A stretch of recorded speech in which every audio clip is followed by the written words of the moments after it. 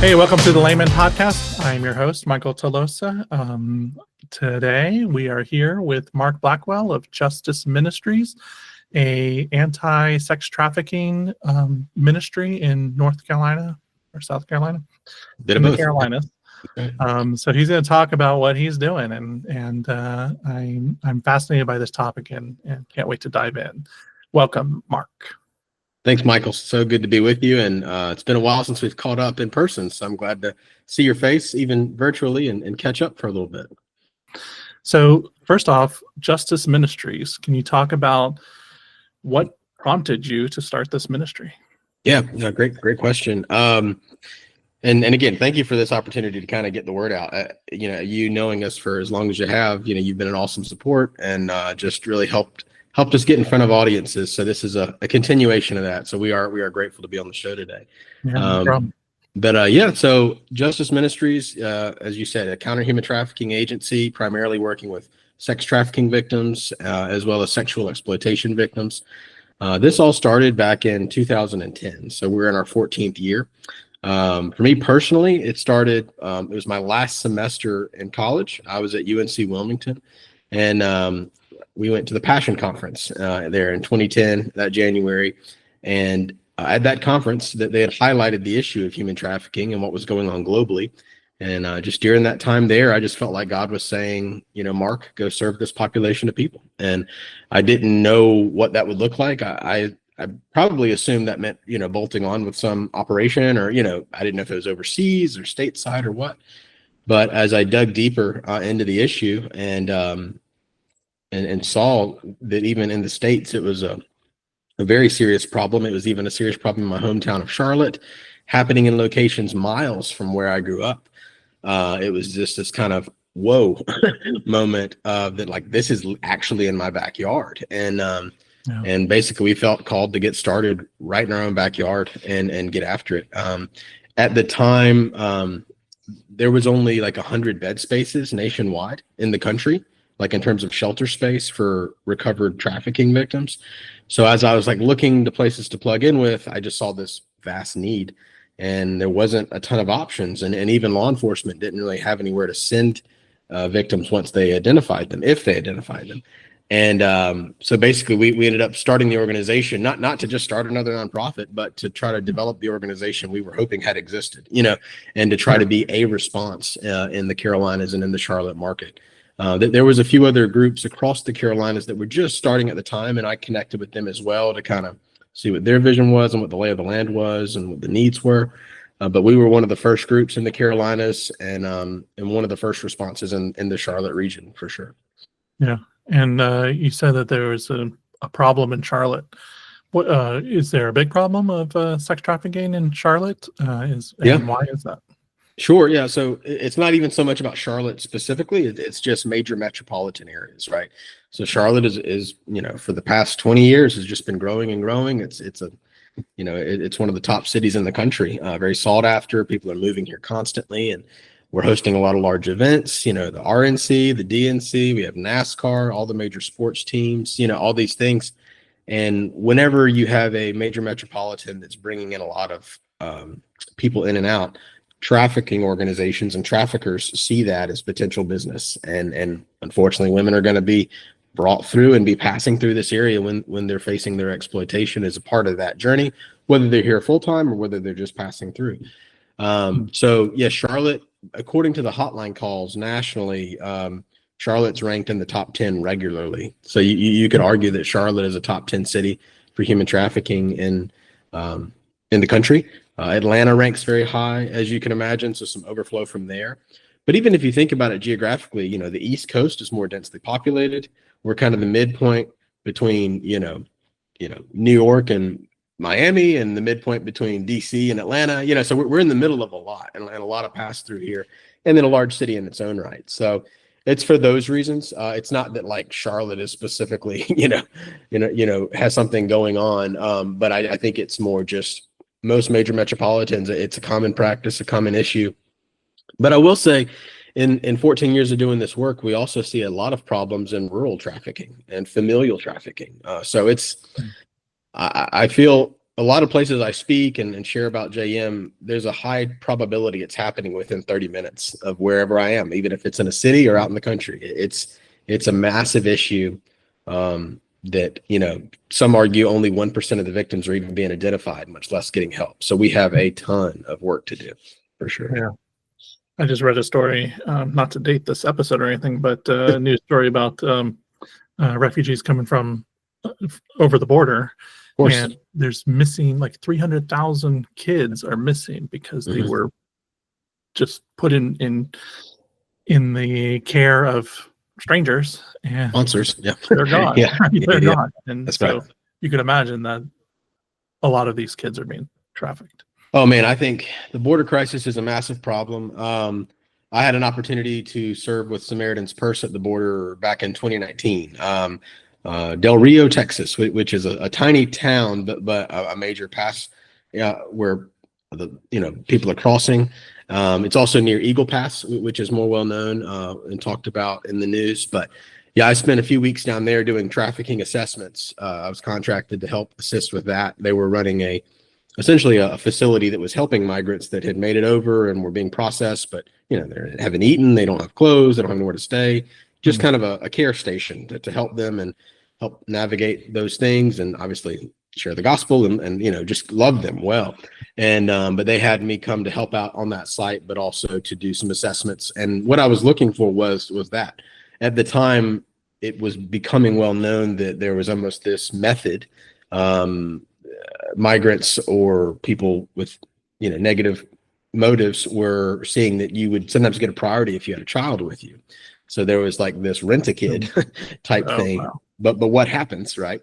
Well, once you get over the border, that kid gets ditched or who knows what. And so part of my role was trying to assess for what would be family groups and kind of assess, does this look like a legitimate family or is something off? Does this child interact with this adult in a traditional way? Is there a natural comfort level that appears to be there? Things like that. So, but yeah, while I was there, my takeaway was, wow, there's massive vulnerability for this migrant population, massive, because the journey, even down to the Darien Gap or wherever, that they're coming up through, all the way up to the southern border.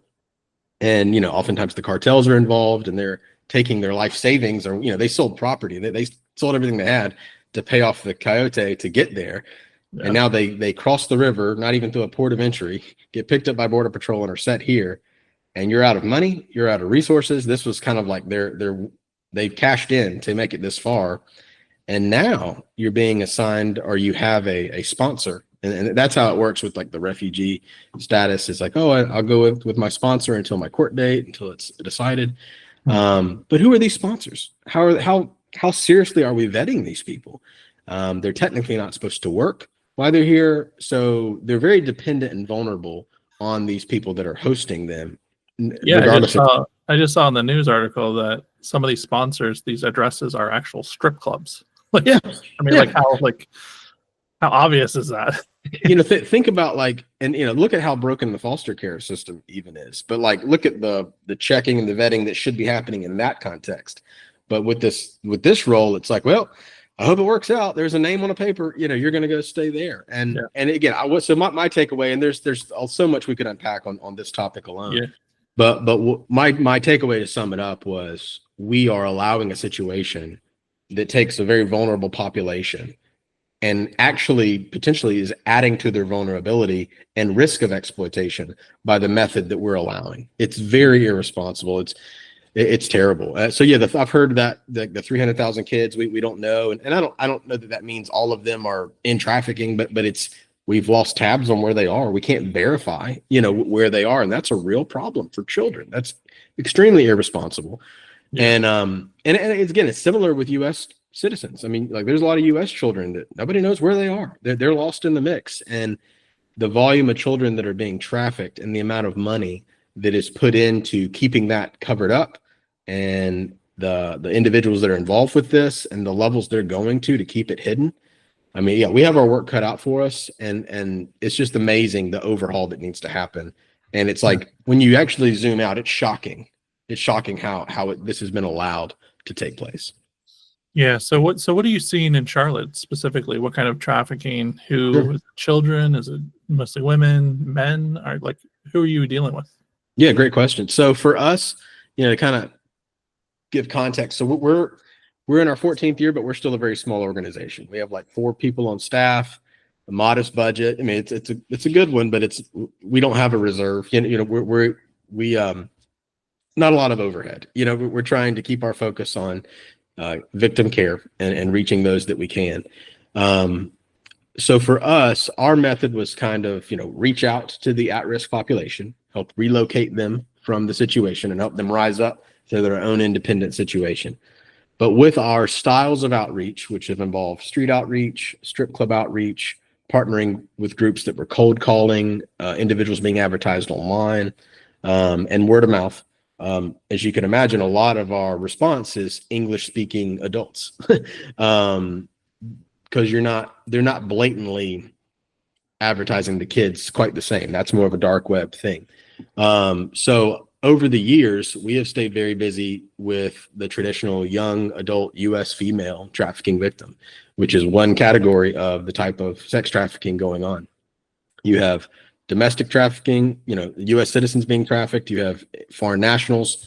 You have children, both U.S. citizens and not. And it looks different in most of those categories, those that are behind it, the ways in which it is, those connections are made for the buyers to figure out and find out where it is. So I think due to our outreach style and the type of activity we've been doing, our most typical client is again, a young female coming out of sex trafficking, more in the adult age and normally a U.S. citizen. That surprised me because when we started, I assumed it would be half and half, half foreign national, half U.S. citizens, but it's just kind of been how it is for us. Mhm. We're kind of the tip of the spear in many circles of like our aggressiveness to like go after it and like actually try to identify and get them out, and like we'll do it. We'll go get them. Where a lot of the anti-trafficking movement is, most of it's just like awareness based and like wraparound services, and it's not even involving housing and direct care. So then like to actually get to housing and direct care is kind of like tip of the spear type work. Hmm. And then there is like the next level, which is really hard to get involved with. You've got to have some level of government cooperation and normally heavily involved with, ex-military types where they're doing like their own raids and stuff. Like, and that gets really sticky in the US. I mean, a lot of it, like you legally can't do it without government cooperation. You can do it overseas. Normally, the American group shows up, and sometimes that foreign military or law enforcement agencies like welcomes the help. But in the States, like you can get in trouble for doing things that some of these ex-military types did overseas all the time. So there isn't this like, so going after like the child operations and things like that is normally left to Homeland and FBI and local municipalities, and we'll assist with those as best we can. But housing children is its own world. The licensing to get a home to house minors is kind of a mess, and it's really a point of discussion that should have been a lot more common, but people just don't know. I mean, there's an extreme lack of bed space in general. Where I mentioned there were 100 beds in 2010, there's probably only like 2,000 beds now. 14 years later, not a great increase. I mean, percentage wise, yes, but not like for the need that exists. Yeah. And but with children, there's such a lack of bed space for kids, extreme lack of bed space for boys coming out of trafficking, almost nothing. But we know like how many children are being pushed through this. So again, there's so much we could unpack on how broken the system is. But yeah, to answer your question, a lot of what we're seeing is adult sex trafficking, females. We do see males as well. We do see individuals that, it's gender, confusion or whatever, or identify as something else. And our method to that is just house them individually. If the biology is unclear, or they're unclear about what they are, then great, then we can just put you in your own space. We don't, it doesn't have to become complicated. Right. So we have dealt with that as well. And then when we have assisted children, it's normally been court ordered, or in which case the guardian has signed paperwork to allow us to offer care. Mm-hmm. So walk me through the process. So you get a tip somehow, either word of mouth or somebody calls you. What do you do from there? Yeah. So again, we started out with outreach, kind of street level outreach, going to the clubs, or the women in our team would let people know we're here. Here's a number you can call if you want to exit this lifestyle. And and when you offer that, you're not going to get just trafficking responses. You're going to get people that are just in bad adult industry or strip club or sexual exploitation of some kind that have said enough is enough. I've got to get out and I need help. So we help that population as well. We're not funded in a way where there's a limited scope. Like, so if you want to get out of this type of life, we want to help you exit. So basically, we started with outreach, and then the calls started coming.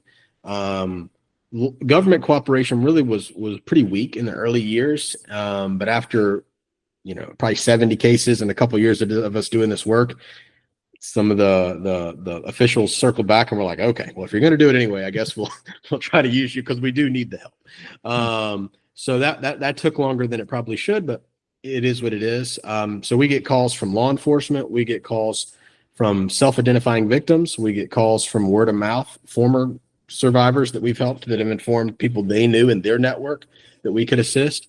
And then there's the National Human Trafficking Hotline out of DC, and we get a lot of calls from them. A lot of times when it's a Carolina-based call, that they'll patch us into the call, or they'll just give our number to that individual and say, actually call this organization, see if they can offer assistance. So out of those methods, we're getting our hotline calls, and then we kind of take it from there and see if it's actionable.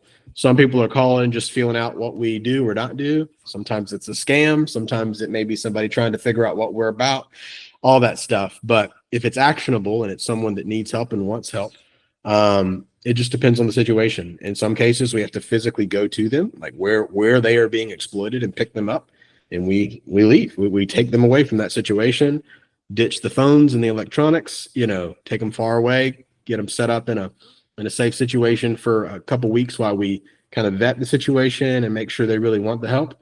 And if they want to continue, then we find a program, either one of our homes or a different home that we work with, to try to find placement. And if they just simply want to reconnect with family and go home, like just go back to mom and dad, then we help them with that too. So that's how it starts. Other calls are, they don't require us always going. Sometimes if the victim has already broken contact and they're calling us just from a gas station or a police station or a Walmart saying, this is what happened to me, I need help getting home, I need help with resources, then we just help them with what they need. And it may not require us traveling, 6 hours to them. If, for example, if they're in, Raleigh, North Carolina, and we're operating primarily out of Charlotte, we have team members in Raleigh that we could maybe send to meet with them. But if all they wanted was a plane ticket home, then we'll just book the plane or reserve one and make sure an advocate helps them with that process. And so it varies on how much work we have to do depending on the request and the type of assistance they're asking for. Mm-hmm. In all these cases, it sounds like it's voluntary, like they want to leave. Oh, 100%. Yeah. Do you ever get involved where it's like they don't want to leave and you're extracting them against their will? No, we legally aren't set up for that. So yeah, we because we're just a private agency. It's funny, in the early years when people heard that we actually went to these like hotels and shady places and picked people up in the middle of the night, they were like, "How are you allowed to do that? Like, is that legal?" I'm like, your legality concerns should not be me trespassing. It should be this person being sold. But even still, we weren't trespassing because the individual called us, said, "I'm at this address, please come pick me up." And in my argument, we're doing the same thing as an Uber or taxi driver at that point. Mm-hmm. And an adult called me and said, would you come pick me up? We're just offering a free service. So, it was kind of funny. It just seemed really wild to people that we would just pick these girls up, but they called us and said, please come. I heard about you guys. If you can help me, please come get me out of here. And that's what we would do. So it was less like door kicking SWAT. It was more taxi service, in how it looked. Obviously, we had a little more edge to it because we knew the circumstances we were going into. But I've been really blown away over the years on how smooth many of the exits did go. I mean, they are extractions by default because we're helping her escape, but we're really assisting her in her plan to escape, what she's wanting to do.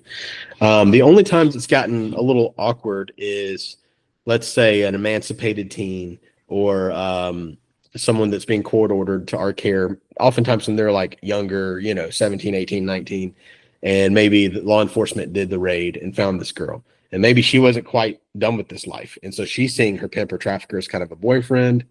FBI or local police is saying, hey, can you guys put her up in a room and take care of her for a couple of weeks while we figure out what's next? But she doesn't want to be with us. And it's like, we have had some of those, but those are more law enforcement specific, and we're just doing our best. And, we'll tell them we can't force them to stay. If they run away, we don't have the means to keep them contained, but that's been rare. I mean, it's very, very rare that a girl that gets out and is placed in our care voluntarily or through law enforcement, most of them are like, oh, well, this is a good thing.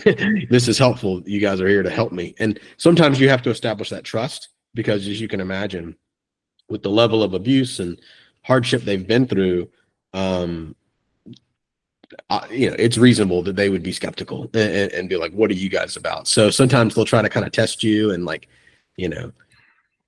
scare you, or think like, oh, I'll use a lot of bad language and I'll treat them poorly to see if they'll like cut me off. And when we just try to continue loving her, because we want to love them well and point them to Jesus ultimately. So it's like, we're not here for us, we're not here just for fun. We're here because we believe Jesus rescues and Jesus redeems, and we want to care for them and love them unconditionally, no strings attached. Like we just want to care for them. So when they do kind of test you and push back in those settings, and you're just kind of like, okay, so what would you like for dinner? They kind of go, something's different. Something's going on here. Yeah. Do you, so, getting people out of this trade, it affects income for, like the pimps or the strip club owners or whatever. I'm sure you get some sort of feedback or pushback. Do you regularly experience hostility from? Fortunately, again, for us, it would probably surprise you, but that's not been a big issue. We have had a few isolated incidences where, someone somehow connected the dots that we were the one assisting. And normally that was because the girl, ended up sneaking a phone and getting on social media and reconnected with her former perpetrators and updated them, and so then we may get somebody trying to intimidate or whatever, in which case we say, tell me your name again. What's your last name? Cool. Let me make sure I have the right number. And where about are you? And then all of a sudden it's like, oh, we're not intimidated by them at all. In fact, I'm like, please keep talking, because I would love to get you arrested and dealt with. So I think there is that criminal element where they know they've been breaking the law, and we're coming in here to help. Like, we're not here to arrest them. We're not police. We're here to help the individual. But if they want to make it an issue, man, I'd love to help out the DA in this situation. Like, let's get you dealt with, So in many ways, it's they don't want to, they just let it be. I mean, they let it go. Weirdly enough, in the strip club deal, we actually had permission from the guy who owned like multiple strip clubs in the Charlotte area. And he was kind of a torn individual. He was, at the time, he was like, well, if I lose them to another strip club, I'm mad. If I lose them to God, then I'm good with that. And it's like, interesting. Wow. Okay.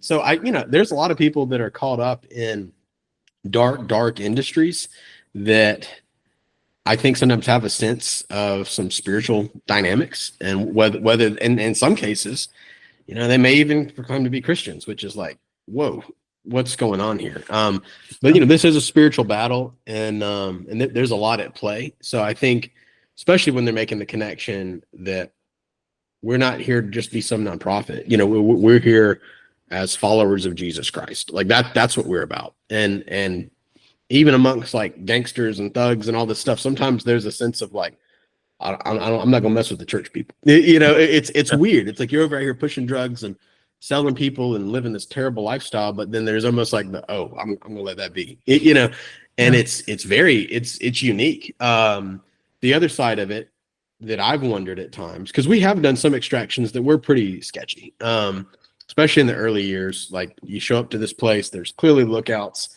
You're like, okay, this could get interesting quickly. And we were able to basically walk in, knock on the door, grab the girl's bags with people watching us, say, we're just here to pick her up, and leave. And I was like, what? Hmm. Like, that was it? And you wonder, I mean, we're not surprised. We know the Lord, makes a way. But I mean, I've wondered, I'm like, was there angels that they could see that we could not in that moment? Was like, what was that about? Like, we just went in and left. It was very simple. And so I'm grateful to the Lord for his provision and protection, because I mean, in the early years, especially, goodness, stuff could have gotten out of hand really quickly. I mean, we were just kind of doing it, just going. And yeah, I mean, it went very smoothly, and it's, so that's been really cool to see. So, but yeah, to answer the question of like kickback or threats, it's not common. Normally, honestly, we try to do it in somewhat of a clandestine way. So if all the protocols are followed well, it would be very, very slim chances of them having any idea of where she went or who she went with. They just don't know. I mean, we're picking you up, we're tossing the stuff, we're in the wind. She's in the wind, and that's kind of what we're trying to do: help her escape the situation. But again, through social media and a burner phone or whatever, sometimes something gets leaked. And in those cases, we have, fortunately, praise God, haven't had any real issues. And yeah, and again, now at this point, our law enforcement relationships are a lot better, and it's really is more established. So it's like, yeah, if it would be very silly on them to start calling us and saying information about I'm like, great, let me take some notes and make sure I get this to the right people. But yeah, so we've been very fortunate on that end. I will say too, another dynamic, and this fits with the type of victim that we're dealing with. You have ranges of trafficking and pimping. You have kind of the small time operator that's dealing with 4 to 6 girls, and really, there's only so much he can do. He's a lower level criminal. We can kind of take people from you all day. What are you going to do? And then you have like the more larger, even familial rings, or like ethnically based stuff, and they're very hard to get into because they're very closed, and they're not looking to sell to just anybody. They're selling amongst their own group, so it's hard to engage and access those types. But when we have helped girls like that escape, they normally really understand the importance of like, don't let it leak where I went, because it's a different kind of like, it's not even about money. It's like, oh, you've offended me and this kind of stuff. And then you have the larger, corporate rings, the kind of what you think of like mafia and this kind of stuff. And that's a different ball game in terms of big money. They're greasing some wheels. There's probably some corruption involved, and they even have counter surveillance measures, against even groups like us trying to help extract. But to them, it's a return on investment, unfortunately. I mean, so even with those situations, you can help get girls out, and if they weren't a high priority to them, it's probably not worth the trouble. But where people can run into other situations is if it's a person that has a lot of intel and really could go to the courts and be a key witness. That's where it can get quite dangerous. And we've dealt with some of those cases as well. And our strategy has been to try to get them in very secure remote locations. And we take precautions on all the survivors that we're working with, for sure. But depending, if we know, hey, she's claiming that this is the situation she came out of, then we're probably going to put in, kind of a cross-contamination protocol in place to make sure we separate this as best we can. Okay. So I want to go back to your calling to do this. So you're a college student. You attend the Passion Conference. They talk about this problem. Now, at that point, you're wrestling with this thought of, how can I help? Had you had any prior experience in this field at all? Like, how did you know that this was a calling for you? No, that's a great question.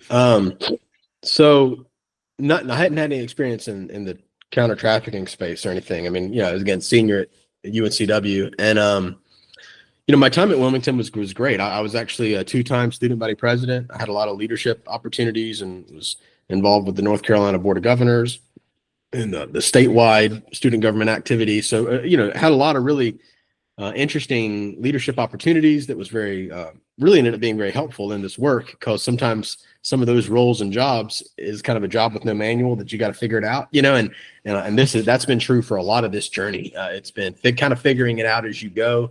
one of my friends says it like this. He says, "Y'all been building the plane while flying it for some time." And I'm like, yeah, that's one way to say it. But again, by the grace of God, I see every day. It's not me. It's not that like, oh, my plan, my strategy. No, this experience has been a lot more like riding a wave than like executing a plan, because the Lord is just truly day to day, week to week, month to month, like provided and open doors and shut doors and led us in that.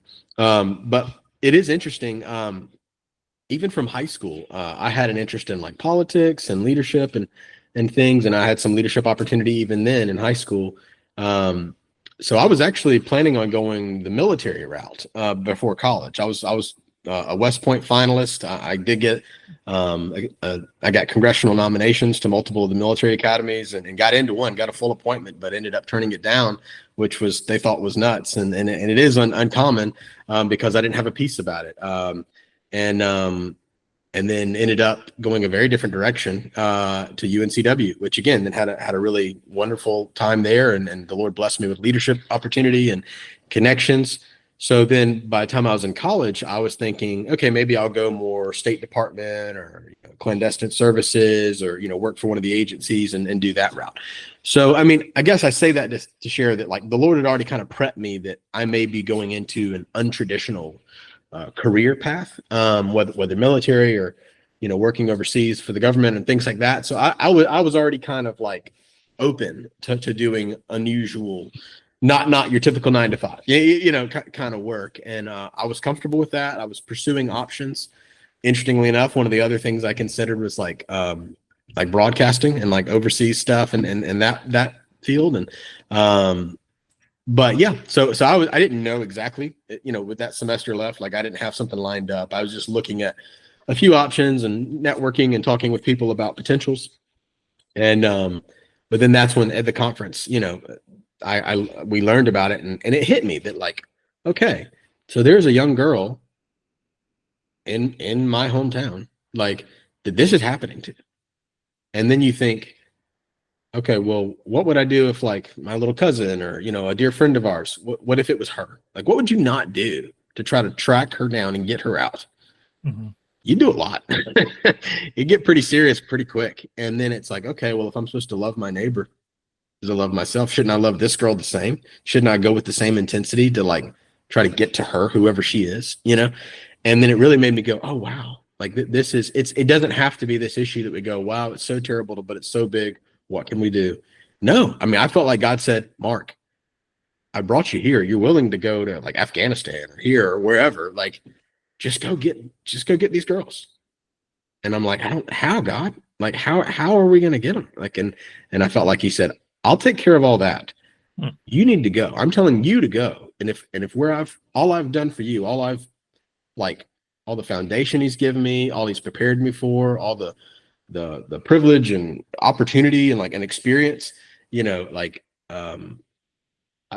looked at, I'm going, okay, here I am, a college educated American citizen with strong family support, strong community support, and a decent network. If I'm going to shy away from this issue, I don't know, it looks tough. Who are we looking to go? I mean, who are we looking to actually jump in?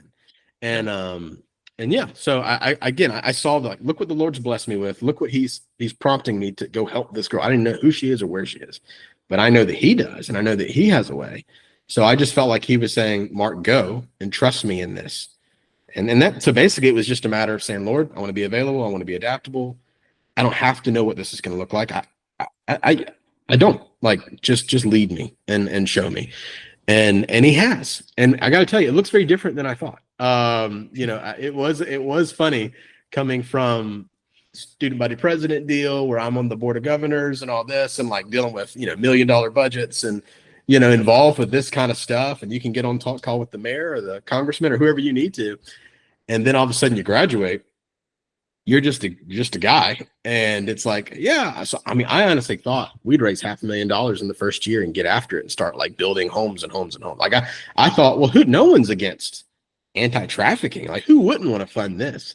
Right. And the level of resistance we faced has surprised me. I saw it right away. I mean, as soon as we started, I said, oh, this is this is going to be an interesting ride, you know, and then I quickly learned, like, this might cost me, like, this may be a costly ride, but without hesitation, I'm like, that's okay. Absolutely. That's not a problem, you know? And, but I have been surprised by the resistance we've met, over the years in this work. And, but what I think part of that is, again, the enemy hates this. The enemy hates this. I mean, even today, I'm texting with a client of ours. I mean, I don't want to give personal information on her, but she's lost her sister. She's lost some other dear family this past year. And one of her children is very, very sick right now. And she was texting me about it. And she's just one that you just kind of feel like at every turn, like, it's just hard. Like, she's going against hard things all the time. And you see that with a lot of the girls that we work with, like the demonic attack towards them and the spiritual oppression that many of them face. It's very serious. And I think this whole space, this anti-trafficking space, I see it amongst other agencies. You know, marriages falling apart, health diagnosis is constantly with people in leadership in these organizations. You know, people having to shut it down because the funding dried up, or, you know, like, it's a fight. You know, it's heavy, and I think it's so important that we recognize that we are at war. Like, this is warfare, and we don't need to be naive to that. You know, but anyways, yeah. All that being said, you know, and I'll end that part of the conversation on, even for me, I'm the type person that in many ways I don't know when to quit. Like, even when it's hard, I don't know. We'll just keep going. And my team kind of often will mention that to me. But even for me, like, about 7 years in 2017, probably about the time we met, I was really having a time with the Lord where I was like, Lord, how it's kind of fatiguing work. It's unique.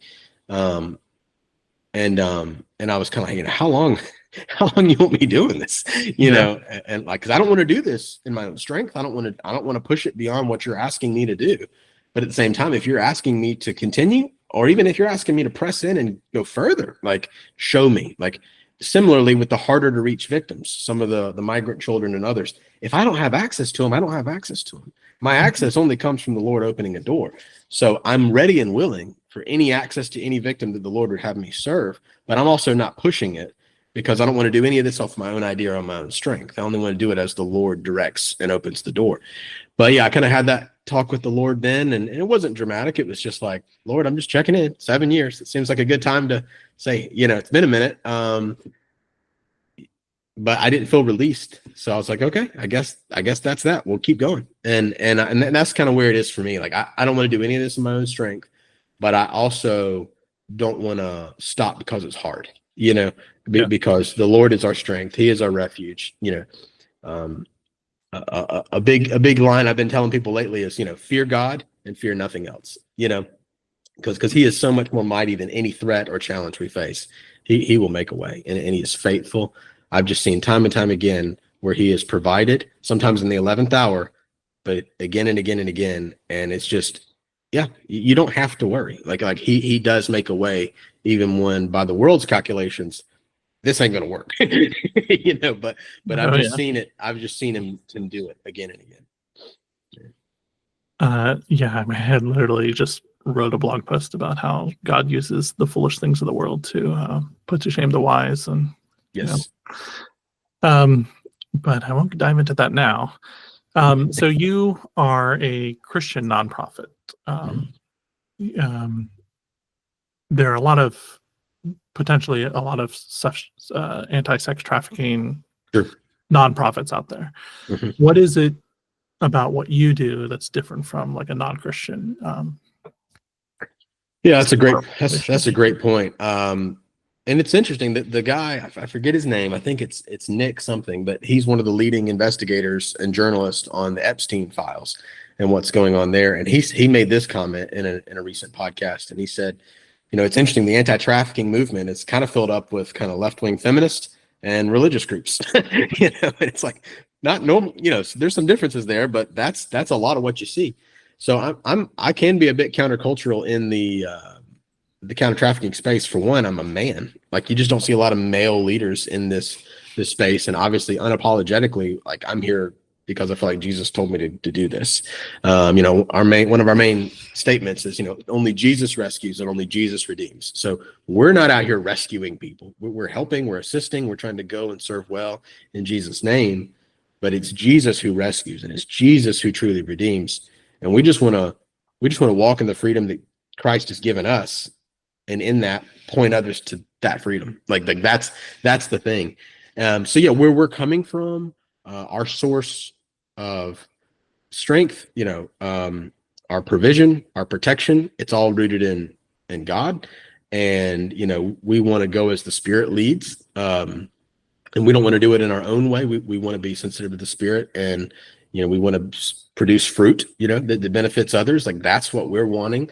And then there's things we're not compromising on. Like there's a lot in the secular side that it gets really mixed into some dark stuff, and they probably don't even know it. They're just trying to be loving, and but for us, we kind of see the landscape, and we're seeing these schemes of the enemy, hopefully much better. We don't catch it. I don't think we catch everything. I mean, it seems like we can all miss things, but just seeing that spiritual warfare dynamic and seeing what's going on. And but yeah, I think that's the difference. We're not serving because we're not the hero. Like this isn't some kind of, oh, I've got to do this because I'm the only one that can, and I I've got to do this. No, I can't save anybody. I mean, I can't fix anyone. I'm here because I want to be obedient to what the Lord has put on my desk, and I want to serve well, and I want to point them to the only refuge, which is Him. I mean, we're wasting our time if we're doing anything else. Like, and again, in our secular society, that's so unpopular, and they're so worried about you proselytizing everybody. It's like, well, what do you got to offer? What do you have? Nothing. So you're going, at least I know what I'm doing. Like I know what the why, and again, and it's also because we love these individuals, because through Christ we can, I mean, love God, love people. Like that's what we're here to do. And this is a part of that. So yeah, I think those are the big differences. I will say, when we registered the organization, I only registered it as charitable. Like I didn't register it as a religious organization. I just registered it as a charitable organization. And it just so happens this is what we do. And all our team is in it for the same reasons and all these things. I did that so that we could engage with the Bank of Americas and the Wells Fargos and the Duke Energies, and they'd be like, hey, you should get behind us. They haven't done that much, but I wanted to be strategic in that, because we're just meant to be Justice Ministries to me was a vessel to go do the work. If Justice Ministries got sued or shut down next week, it's not stopping us. We'll just switch gears and use a different vehicle. And I think that's also what's different. Many people, it's about building the organization. It's about what's good for the organization, growing the brand, growing the thing, sustainability, legacy, all this stuff. And I'm like, nah, man, this is an 03 Honda. I'll run it to the ground. And if we have to go get another, we will. This is a tool to go do the work. And I don't think Justice Ministries is in any risk of shutting down or getting sued or anything. But we are hard to threaten. And I've dealt with that in the early years. And part of the resistance I felt from some of the more left-wing or liberal agendas in federal government or others, I mean, they were very clear. They weren't a fan. But I think part of what scared them was they couldn't control me. If you don't offer grant funding to JM, no big deal. If you try to come after JM, no big deal. You're not stopping our team. We're using it as a vessel to go after it and get after it. And it bothered them, because you can't control a group like that, because you're here to get it done. And we're not here with government agencies and even partner agencies. That's just it. We're not here for permission. We're here for partnership if they want it, and to collaborate for the goal of getting these individuals out. But if you want to try to throw at us well, if you do this, we'll strip your 501c3 status. Try me. It's like our donors aren't even really concerned with that anyway. So again, we're a dangerous organization, and to many of these other what should be partner groups. So that sets us apart, and we don't play some of the games that they want you to play. So. Yeah, when I think about the problem of sex trafficking, I feel like that's at the end of a long progression of other problems. It's Yes. like a symptom of, it's like the necessary result of these other things that are happening earlier in the stream. Well said. What are some of those things that are that if you want to combat sex trafficking, but you can't be in a justice ministries or whatever like that. What are some of the things that come before it that people can work on and combat, so it doesn't even get to that? So good, so good. So it's funny you mentioned that we get not a high volume of interest for volunteers, but a decent, and we are a tough group to volunteer with because we're very much a responsive office, and we don't. Sometimes we'll have the event that, hey, we need 5 people at 3 o'clock on Saturday. Cool. Like when we know that, that's awesome. That's a great way to, practically use volunteers because everyone's very busy. People don't have a lot of margin in their schedules in modern America, it seems. And when you're running a responsive office, the design is more similar to like a volunteer firefighter department. We just kind of need you on call. We may or may not have a fire that weekend. I don't know. And that can be tough for people to commit to because they're like, well, if you didn't need them when they were available, they lose interest. I mean, so finding volunteers has been a challenge, and maintaining them. Are you even looking for volunteers at this point? Not really. I mean, for us, it is easier to use the team as it is. I mean, we can use volunteers, but we mainly use them kind of like unpaid staff. It's like we need commitment. We don't want to just spend all this time training you and orienting you for you to not even jump in. So that has been a bit of a challenge. What was I going to say with that? The original question, I'm getting off task. The things that come earlier in the stream. Yes. Okay. So with that, so sometimes when I have someone calling, hey, I'm interested, I may want to volunteer, but my bandwidth is limited. I've used this example. I'll say, honestly, if you're telling me you got 30 minutes a week, I think you'd be better served to go to the local elementary school and be a reading buddy for half an hour once a week than try to like be on call for us, hoping that 30 minutes lines up with something we have a need for. I said, because things like being a reading buddy, things like mentoring a kid, getting involved with the youth group, all this, like that's prevention. I mean, we talk so much and so much effort goes towards human trafficking prevention. But if you really want to get serious about prevention, let's get in front of the people at risk. Not just like, I think it's great to inform a bunch of grandmothers at a women's event. Cool. And maybe they'll tell their granddaughters, but what's really important is the kids in the elementary schools, the middle schools, the high schools, like get ahead of it. Like have an adult that's pouring into their life and just caring for them well, that can make massive impact because the amount of neglect of children in this age is tragic. And I think that's one of the best things you can spend your volunteer hours doing is finding a way to care for a child and love a child well. So something like, hey, I'm going to be a reading buddy once a week. That is a great place to start. Mm-hmm. Yeah. But there's supply and demand. So what about the customers? Like, so these people that are wanting this, nobody just comes to like, just cold calls like a prostitute or something. No. Like right. I can imagine that things like pornography addiction lead to that.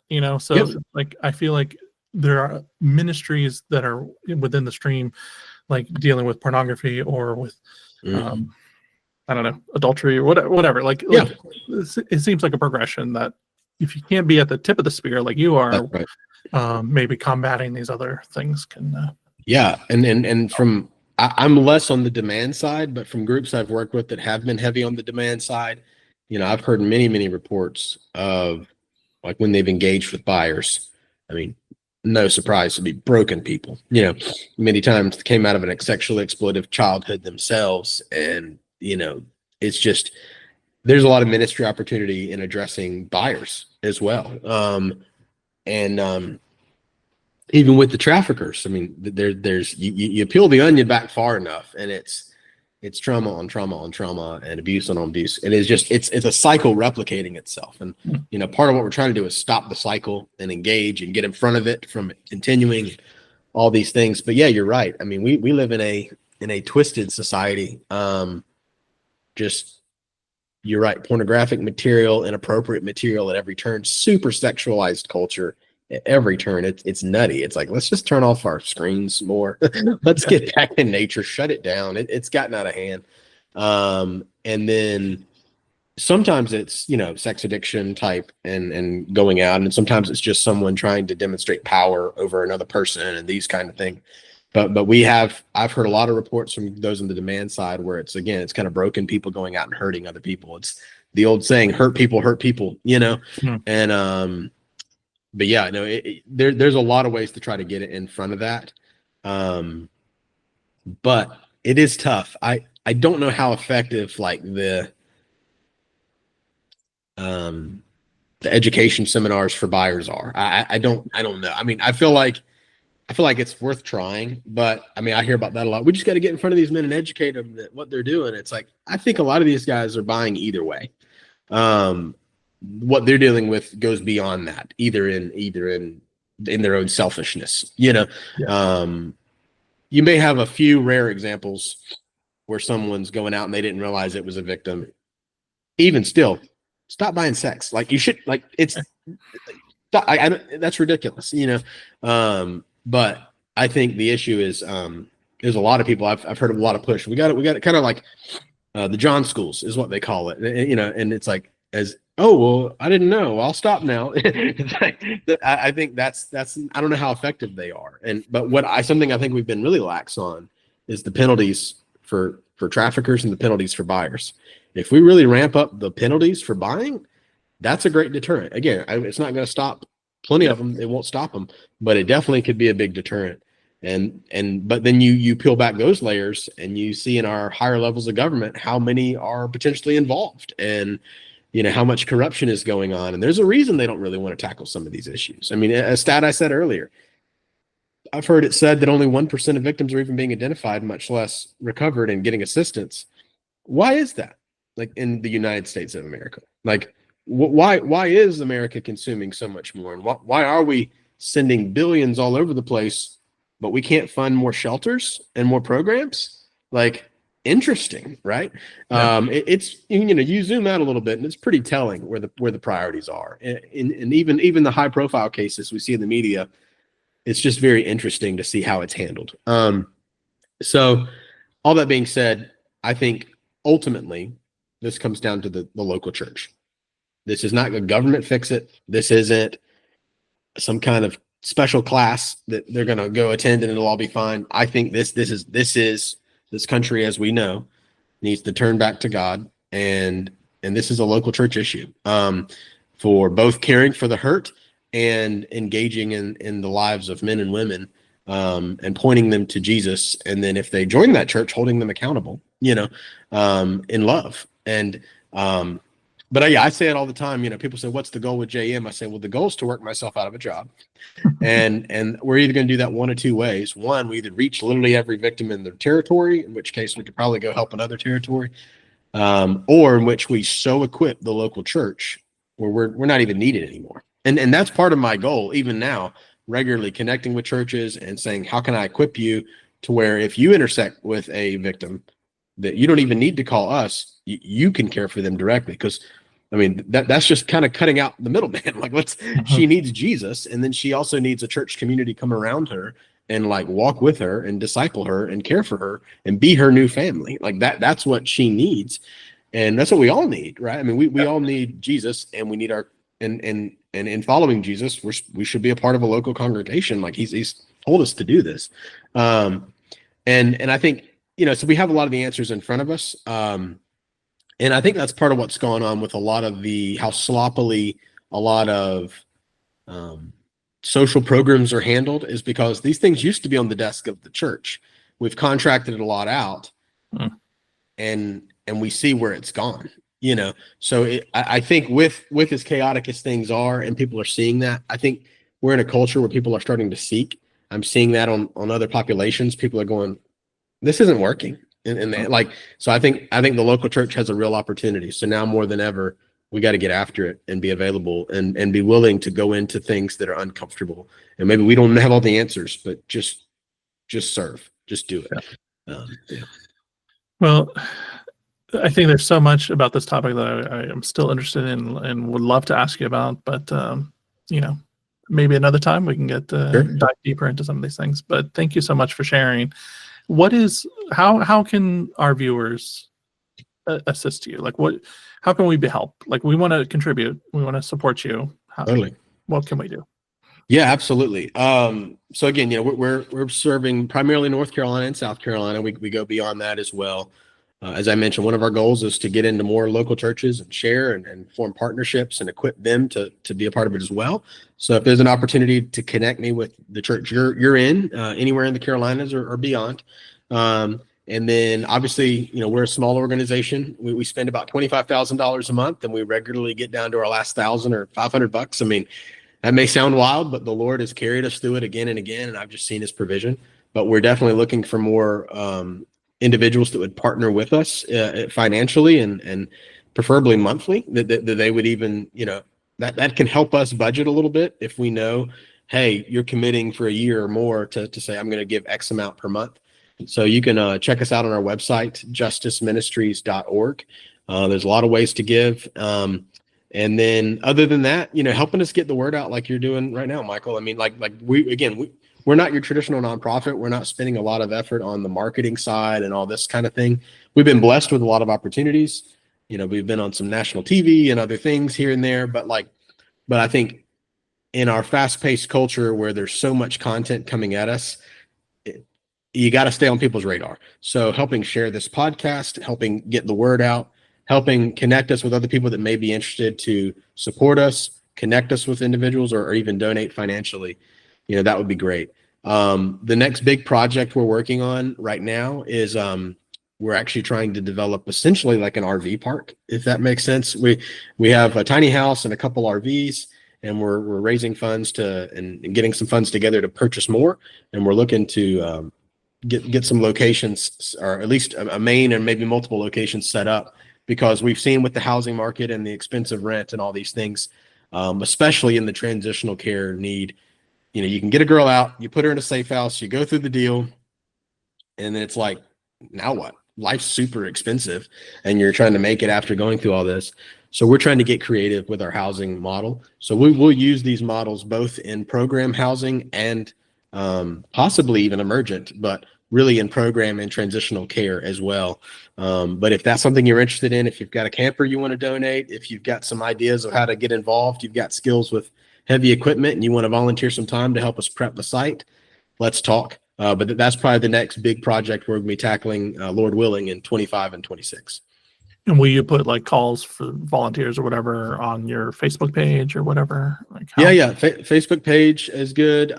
We post there regularly. If you want to get our monthly emails, you can reach out to us and we can get you signed up for the monthly newsletter and such. And again, just visit us online. We're a small team. You call us, we're probably going to call back pretty quickly. So just check us out at justiceministries.org. And if you want to connect, we'd love to connect with you. And if there's anybody listening who is involved in sex trafficking or in this industry, how can they get out? Yeah, so you can, our number's on our website, so you can go there.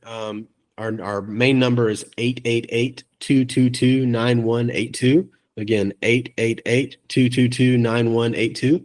You can call that number, and if someone doesn't answer, they'll get back with you shortly, especially if you leave a message and explain. But yeah, we'd love to help you and assist you. If you're not in the Carolinas, we may have partner groups, but if we don't have partner groups, we'll do our best to help you regardless. We've done multiple out-of-state operations, and anyone caught in that this happens to be coming across this podcast, we want to be assistance to you, and just reach out and we'll do the best we can. Well, thank you so much, Mark. God bless you and your ministry and your efforts. It's much needed, and I appreciate you talking to me. Appreciate you, Michael. Thanks for all you do and just being a long-term partner for us and with us and standing with us in this fight. We're very grateful.